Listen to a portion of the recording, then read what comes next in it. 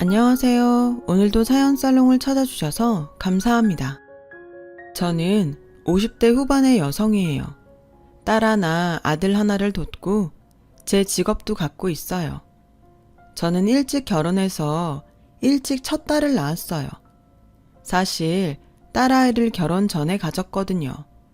아이가 생기고 나니 걱정은 됐지만 낳아야 한다는 의무감이 컸어요. 그래서 생각보다 더 빨리 결혼을 하게 된 거죠. 남편은 대학원생이었고 저는 대학을 갓 졸업했었어요.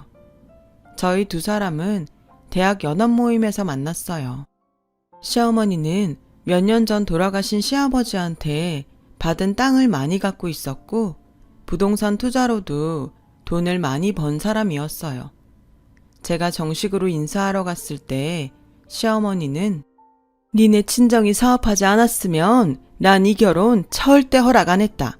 그러니까 앞으로는 니네 친정이 우리 진성이 먹여 살려야 한다. 라며 너무 당당하게 요구하니 저도 모르게 오히려 기가 죽었어요. 또 제가 젊었을 때만 해도 혼전 임신을 하면 남자보다는 여자가 더 눈총을 받았거든요. 그래서 저도 남들 눈치를 많이 봤던 것 같아요. 친정엄마는 주변에서 알까봐 말조심을 많이 하셨지만 그래도 집에서는 저한테 따뜻하게 해주셨어요. 네가 아이를 낳겠다고 결심했으니까 엄마는 네 뜻 따라갈게. 결혼해서 아이 낳고 잘 살면 니네 시어머니도 뭐라고 못할 거야. 엄마, 내 편이 되어줘서 정말 고마워. 엄마 생각해서라도 잘 살게. 그렇게 저희는 결혼을 했고 신혼생활을 시작했어요. 그런데 시어머니는 정말 돈을 한 푼도 안 보내더라고요. 결혼 전 저한테 했던 말이 빈말이 아니었던 거죠. 남편은 공부하느라 아직 경제적 능력이 없었고 저도 임신을 해서 어디 취직하기가 쉽지 않았어요. 결국 저와 남편의 생활은 친정에서 책임지게 되었어요. 몇 달 동안이나 시댁에서 남편 학비조차 보내지 않고 친정에서만 저희에게 돈을 보내자 저는 화가 나더라고요. 어머니 진짜 당신 학비도 우리 집에서 대라고 하는 건 아니지? 등록금은 낼 때 되면 보내주시는 거지? 당신 친정에서 다 해주기로 얘기됐잖아. 무슨 소리야? 나는 그런 얘기 한 적 없어. 우리 집 인사 왔을 때 다 된 얘긴데 이제 와서 딴소리라면 어떡해. 그건 어머니가 그냥 한 말이지 내가 그러겠다고 한 게 아니잖아. 저는 시어머니 말 그대로 우리 집에서 모두 해줄 거라고 믿는 남편이 어이없었죠. 그런데 얘기를 들으니 미국에 있는 아주버니도 형님 친정에서 다 돈을 대서 박사가 됐다고 하더라고요.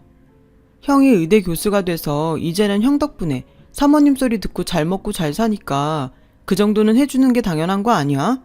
내가 박사 따고 교수 되면 우리 엄마가 아니라 당신이 사모님 소리 듣잖아. 정말 이상한 논리였어요.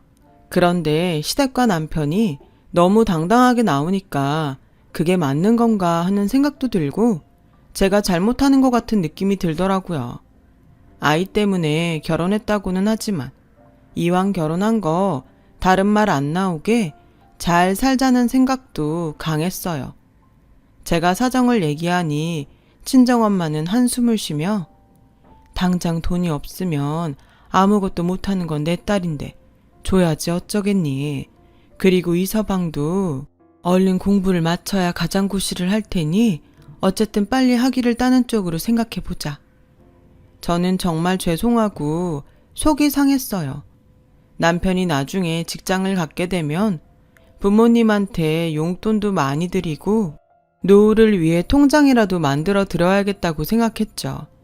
남편은 자기 학비가 친정에서 나온다는 걸 뻔히 알면서도 한 번도 고맙다는 말을 하지도 않았어요. 시어머니도 물론 한 번도 그런 말을 한 적이 없었죠. 오히려 시댁에 갈 때마다 저 들으라는 듯이 남편한테 니네가 나 죽고 땅이라도 물려받고 싶으면 지금 나한테 잘해. 부르면 제때제때 오고 나 살아있을 땐 내 돈 받을 생각하지 마라. 어차피 니들이 가져갈 거 아니냐. 라며 친정에서 생활비와 낭편 학비 받는 걸 불평이라도 할까봐 미리 입을 막더군요. 어쨌든 저는 그럭저럭 결혼 생활을 했고 만삭이 돼서 딸을 낳게 됐어요. 친정에서는 다들 좋아해줬지만 시어머니는 얼굴도 보이지 않았어요. 보다 못한 엄마가 남편한테 사돈은 얼마나 바쁘시길래 손녀딸이 태어났는데 아직까지 오지 않으시는 겐가? 벌써 내일 모레면 집에 가는데 제일 먼저 와보셔야 할 분이 사돈 아닌가? 그러자 시어머니가 다음날 저를 보러 와서는 우리 집 대 이어줄 남자애도 아니고 걔 집에 낳으려고 기어이 우리 진성이랑 결혼한 거냐? 딸 낳아놓고 누워서 시어머니한테 울어아가라. 아주 유세를 떠는구나. 애 낳았다고 나한테 뭐 받을 생각하지 말고 알아서 잘 키워라.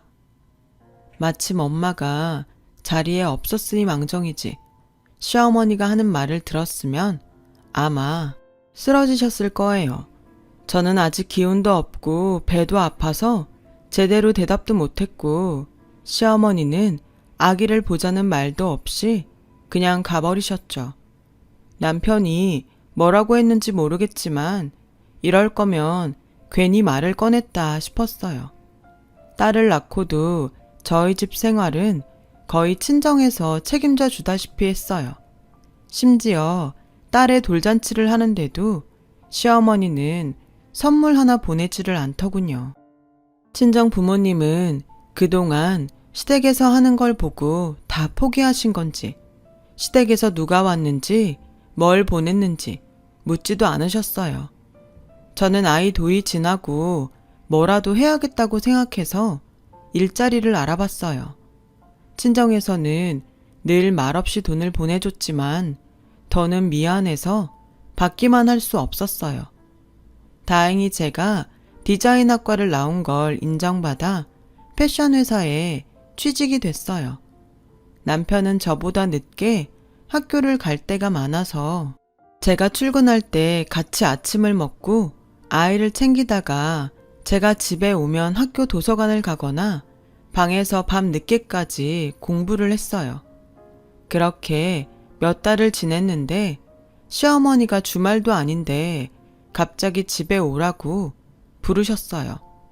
시아버지 제사도 아니고 기념일도 아닌데 평일에 부르는 게 영 마음이 찝찝했지만 퇴근하자마자 시댁에 갔죠. 그랬더니 시어머니는 현관에 올라오지도 못하게 하고 저한테 찬물을 끼얹었어요. 너는 내 아들을 애나 보는 식모 만들려고 작정했냐? 왜? 니네 친정에서 이제 돈 못 준다고 하니? 그래서 네가 돈 벌면서 내 아들 찬밥 신세 만든 거니? 어머니, 그게 아니에요. 저희 부모님 그런 말씀 안 하셨어요. 제가 계속 돈 받기 죄송해서 회사에 취직한 거예요.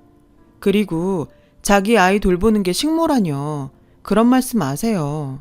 저도 일한다고 그 사람한테 소홀히 한 적 없어요. 진성이가 애를 보게 만든 것부터가 소홀한 거야. 친정에서 돈 안 준다고 한 거 아니면 당장 회사 그만둬라. 여자가 돈 좀 번다고 지 남편 우습게 알고 돌아다니기 시작하면 그 집안 콩가루 되는 거 순식간이야. 막말로 돈이 없으면 맹물 끓여서 된장 멀겋게 풀어서 먹으면 될 일이지. 니네 수준에 맞게 살아. 쓸데없이 밖으로 놔둘 생각하지 말고. 너 나중에 내 땅 손바닥만큼이라도 받고 싶으면 내 말대로 해. 저는 너무 충격을 받아서 물을 닦지도 못한 채 덜덜 떨며 집으로 왔어요. 아이는 혼자 거실에서 울고 있었고 남편은 방에서 세상 모르고 자더군요. 남편을 깨우니 제가 왜 젖었는지 묻지도 않고 늦었다며 짜증을 냈어요. 저는 아이를 안고 달래면서 숨죽여 울었어요. 그때는 정말 어떻게 하면 좋을지 모르겠더라고요. 저는 결국 회사를 그만두고 엄마에게 사정을 얘기했어요. 회사 다니면서 집안일 한다는 게 어디 쉽겠니?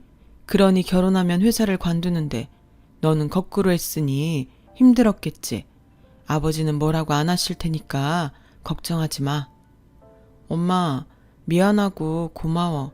내가 다민이 아빠 박사만 따면 다시 일할게.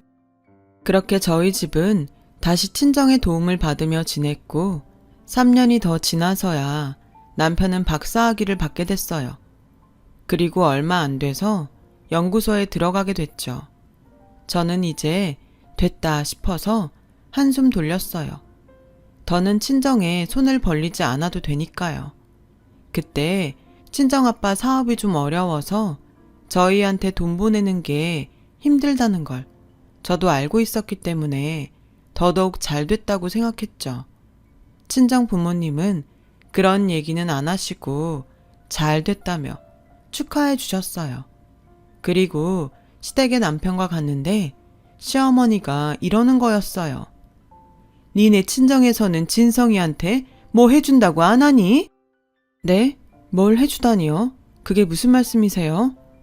그럼 사위가 번듯한 직장에 들어갔는데 아무것도 안 해주신다는 거냐? 아무리 못해도 차 한 대는 뽑아줘야지. 어머니, 그동안 친정에서 저희 때문에 쓴 돈이 얼만데요. 그냥 축하만 해주셔도 감사하죠. 장사밖에 할 줄 모르는 니네 친정이 정상적으로 한국 최고의 정책연구소에서 일하는 사위를 쳐다나 받겠니? 게다가 나 죽으면 물려받을 땅하고 재산이 얼만데 아이고 감사합니다 하고 100번 절을 해도 모자랄 판에 그게 무슨 소리냐? 네 윗동서는 제대로 선보고 결혼했어도 내 아들한테 그러지 않았다. 니네 집안은 어쩜 그렇게 예의를 모르니? 저는 딸을 아는 채 너무 수치스러워서 속으로 부들부들 떨었어요. 그런데도 남편은 너무 태평스럽게 과일을 먹으며 TV만 보고 있더군요. 원래 이런 분위기에서 살아서 그런지 제가 당하는 게 아무렇지 않은 모양이었어요. 이러고 평생을 살 수 있을지 점점 마음이 답답해지기 시작했죠. 그런데다가 친정아빠 사업도 힘들어져서 정 같지 않았어요. 어려운 중에도 엄마는 남편한테 취직 선물로 고급 시계를 선물하셨어요. 남편은 선물을 받을 때도 건성으로 고맙다고 목례만 하더니 시계를 차고 다니지 않았어요. 여보, 왜 엄마가 사준 시계 안 차고 다녀? 그거 나만 국산이라 창피하다고 다들 제일 비싼 외제 시계로 시간 보는데 나만 국산 보고 있으면 모양 빠지잖아. 그래도 엄마가 당신 생각해서 사준 건데 좀 차고 다니지. 남들이야 뭐라고 하건 당신만 좋으면 된 거잖아. 나도 싫다고 촌스러운 국산 시계는 됐다고. 장모님 좀 센스가 없는 거 아니야? 지금 그게 어른한테 할 소리야? 저는 그날 남편하고 크게 싸웠어요.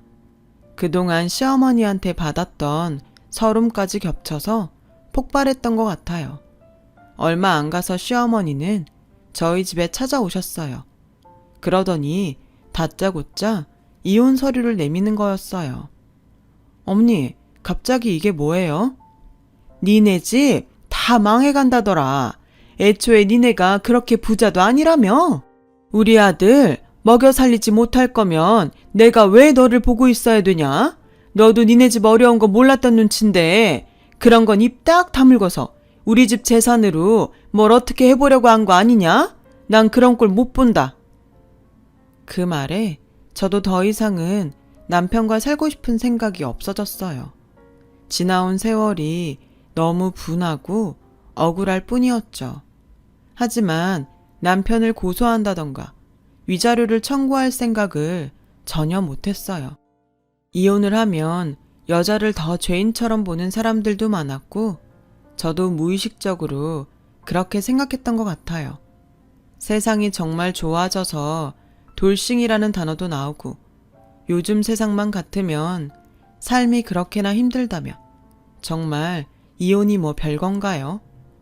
저는 친정의 경제 사정을 솔직하게 말하지 않고 남편 덕을 보려고 했다는 시어머니의 억지와 함께 거의 쫓겨나듯 아이와 함께 그 집을 나왔어요. 남편은 연구소가 바쁘다고 저희가 나가는데 들여다보지도 않고 전화 한 통 하지 않았죠. 저는 아이 앞에서 울지 않으려고 이를 악물었어요. 친정에 오니 아버지는 어음을 해결하려고 백방으로 애를 쓰고 있었고 엄마도 갖고 있던 반지며 목걸이며 값이 나가는 걸 전부 처분하는 중이었어요. 저는 일단 되는 대로 동대문에서 옷을 디자인하는 일을 시작하게 됐어요. 애를 키우다 온 이혼녀를 받아주는 번듯한 회사가 없었거든요. 그렇게 바쁘게 살다 보니 시댁에 당했던 일 때문에 열내는 것도 잊어버렸죠. 저는 최선을 다해 디자인 하나하나 신경을 썼고 그 덕분인지 제가 만든 옷이 어느 순간부터 잘 팔리더군요. 제 노력이 보상받는 것 같아서 너무 흐뭇했어요. 저와 부모님은 딸아이가 집이 어렵다는 걸 알아채지 못하게 해줄 수 있는 건 다 해주면서 키웠어요.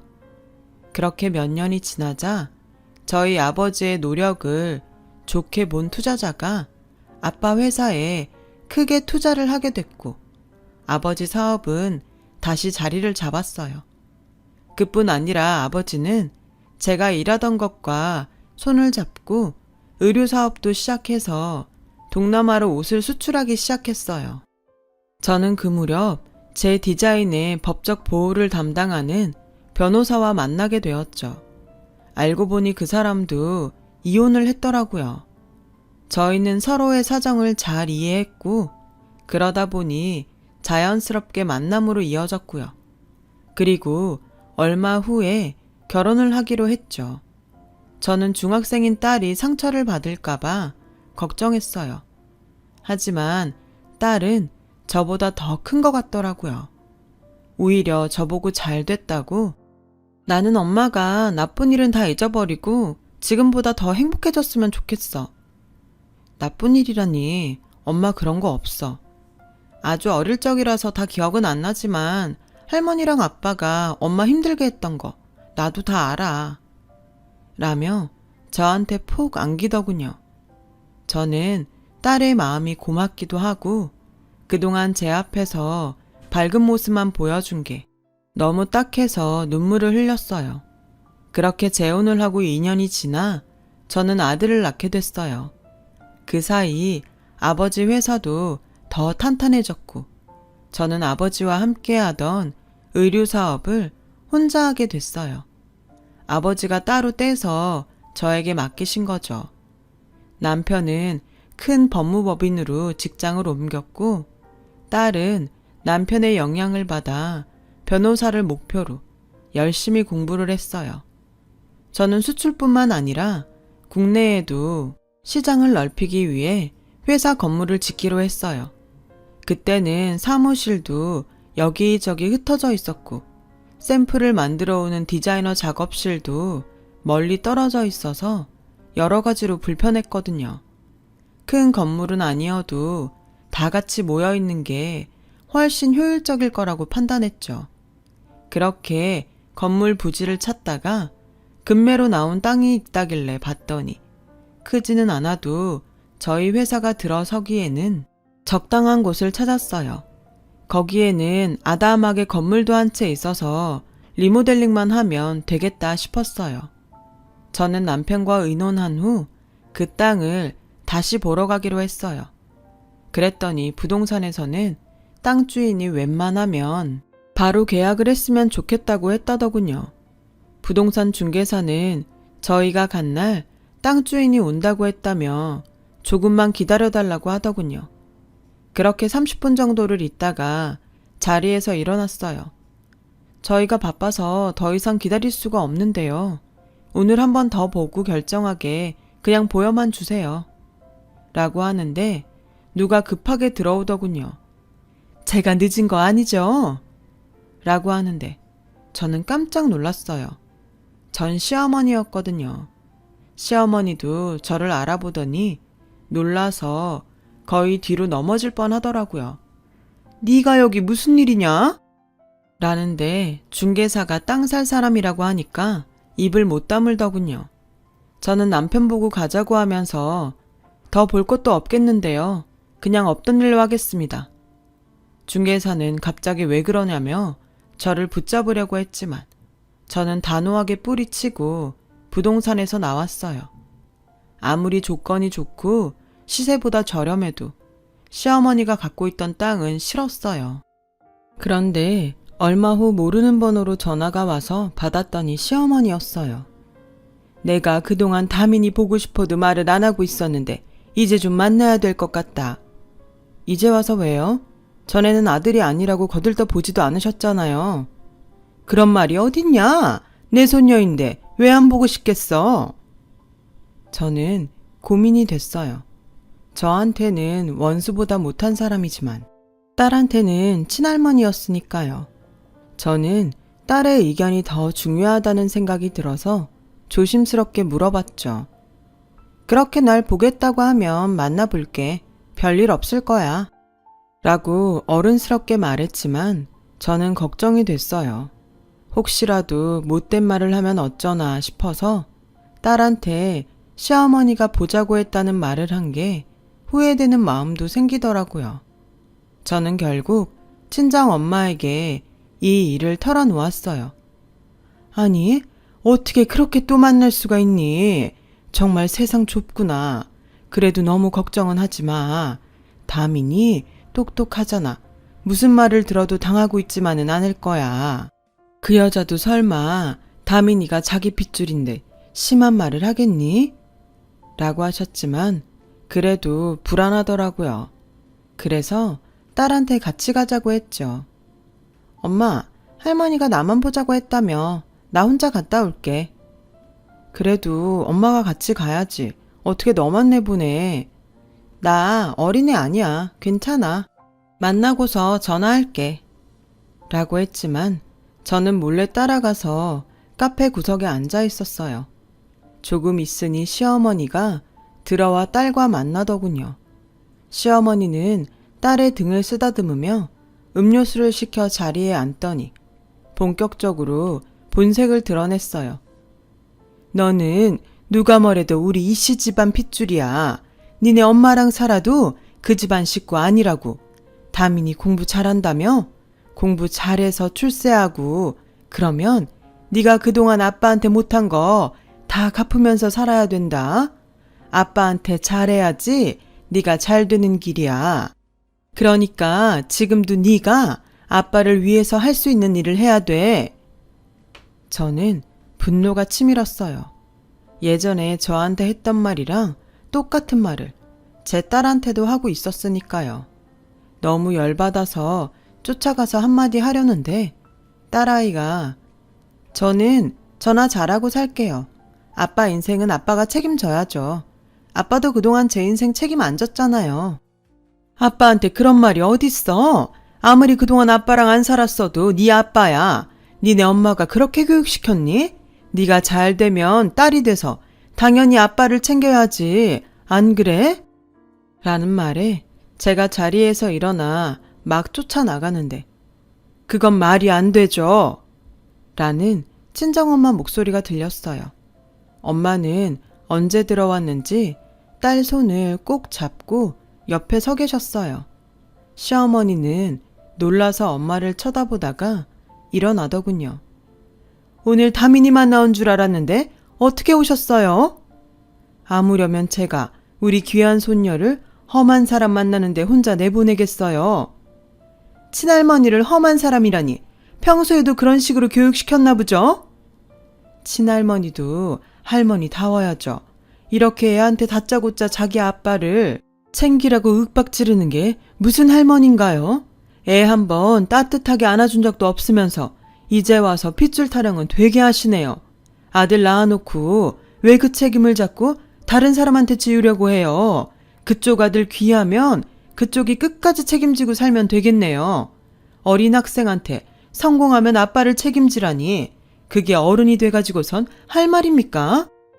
아이 앞에서 못하는 말씀이 없으시네요. 저를 그렇게 못된 할머니 만들고 싶으시면 할 말은 없지만요. 그리고 제가 틀린 말 한 것도 아니잖아요. 요즘 애들을 너무 오냐오냐 키우니까 효도라는 것도 모르고 지 귀한 줄만 아는 거예요. 저는 더 이상 못 참고 말도 안 되는 소리 그만하세요. 지금 누구 앞이라고 그런 소리를 하는 거예요? 우리 집 어렵다는 소리 듣고 다짜고짜 이혼하라면서 나랑 다민이 내보냈으면서 뭐가 어쩌고 어째요? 내가 진짜 애 앞에서 이런 말까지 안 하려고 했는데 댁한테 휘둘려서 당신 아들 학비까지 대가며 살았던 거 지금까지도 후회하고 있다고. 애를 오냐오냐 키웠다고? 그럼 내 귀한 새끼 오냐오냐 키우지. 지 아빠한테 못한 거 갚으라고 하면서 키워야 되나? 지한테 해준 것도 하나 없는 아빠가 너무 뻔뻔한 거 아니야? 양육비 한 번 보낸 적 없고 여태까지 보자고 한 적도 없으면서. 라고 하자 주변에서 시어머니를 다들 흘끈거리며 보더라고요. 저는 딸하고 엄마를 붙잡고 밖으로 나가자고 했어요. 그러자 시어머니는 급하게 저희 앞을 막아서더군요. 그러지 말고 얘기 좀 하자. 내가 다민이한테 그런 말을 한 건 우리가 지금 정말 어려워서 그래. 그리고 우리 땅 사기로 한 거 좀 더 값을 쳐주고 사면 안 될까 해서. 저와 엄마는 너무 기가 막혀서 말도 안 나왔어요. 제가 막 뭐라고 쏘아 붙이려는데 딸이 먼저 할머니, 그런 걸로 더 이상 엄마 괴롭히지 마세요. 저도 할머니가 저 손녀라고 안 좋아하고 엄마 힘들게 한 거 다 알아요. 아빠는 엄마 편 한번 들어준 적 없었고요. 그런데 제가 왜 그런 아빠를 위해서 뭘 해야 돼요? 그리고 저 아빠 따로 있어요. 변호사 아빠요. 한 번만 더 엄마 힘들게 하면 우리 아빠한테 다 말해서 법적으로 할 테니까 그렇게 아세요. 라고 하자 시어머니는 저를 붙잡고 얘, 우리 좀 살려줘. 그 땅 지금 못 팔면 우리 큰일 난다. 마지막 남은 재산인데 제발 좀 도와줘. 이것 보세요. 우리 딸이 당신 필요할 때마다 돈 대주는 은행입니까?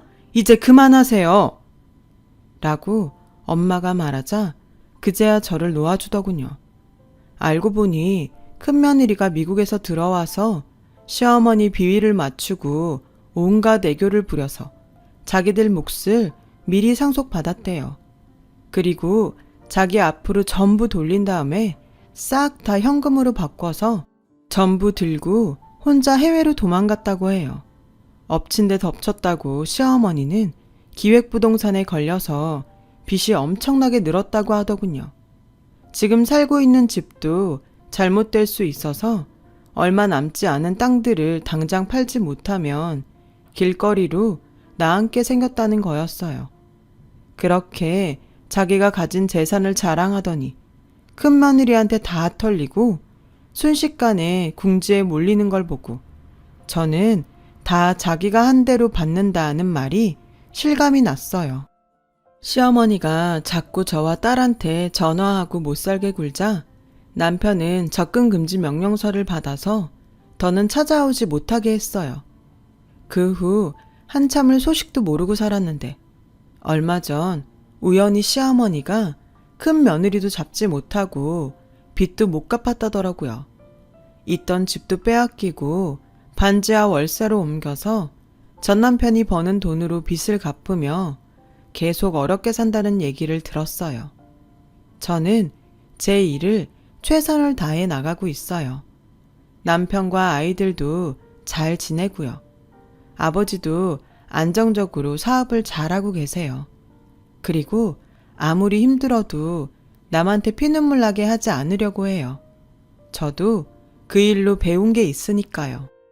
더 훌훌 털고 남은 인생 정말 잘 살아보려고요.